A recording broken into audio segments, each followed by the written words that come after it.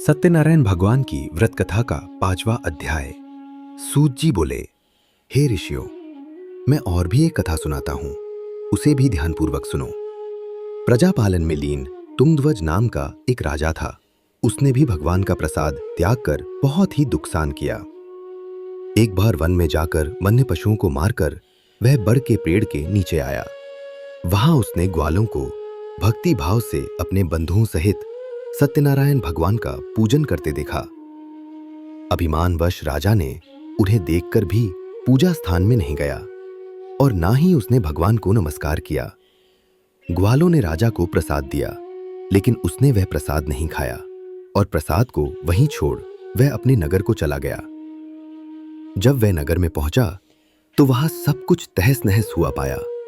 तो वह शीघ्र ही समझ गया कि ये सब भगवान ने ही किया है। वह दोबारा ग्वालों के पास पहुंचा और विधि पूर्वक पूजा करके प्रसाद खाया तो श्री सत्यनारायण भगवान की कृपा से सब कुछ पहले जैसा हो गया। दीर्घ काल तक सुख भोगने के बाद मरणोपरांत उसे स्वर्गलोक की प्राप्ति हुई। जो मनुष्य परम दुर्लभ इस व्रत को करेगा तो भगवान सत्यनारायण की अनुकंपा से उसे धन धान्य की प्राप्ति होगी।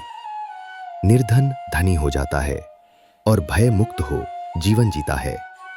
संतानहीन मनुष्य को संतान सुख मिलता है और सारे मनोरथ पूर्ण होने पर मानव अंतकाल में बैकुंठ धाम को जाता है। सूत जी बोले, जिन्होंने पहले इस व्रत को किया है, अब उनके दूसरे जन्म की कथा कहता हूं। वृद्ध शतानंद ब्राह्मण ने सुदामा का जन्म लेकर मोक्ष की प्राप्ति की। लकड़हारे ने अगले जन्म में निषाद बनकर मोक्ष प्राप्त किया। उल्कामुख नाम का राजा दशरथ होकर बैकुंठ को गए।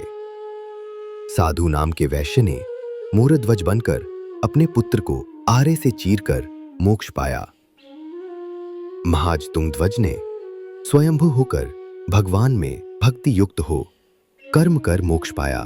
श्री सत्यनारायण व्रत कथा का 5वां अध्याय संपूर्ण। बोलिए श्री सत्यनारायण भगवान की जय।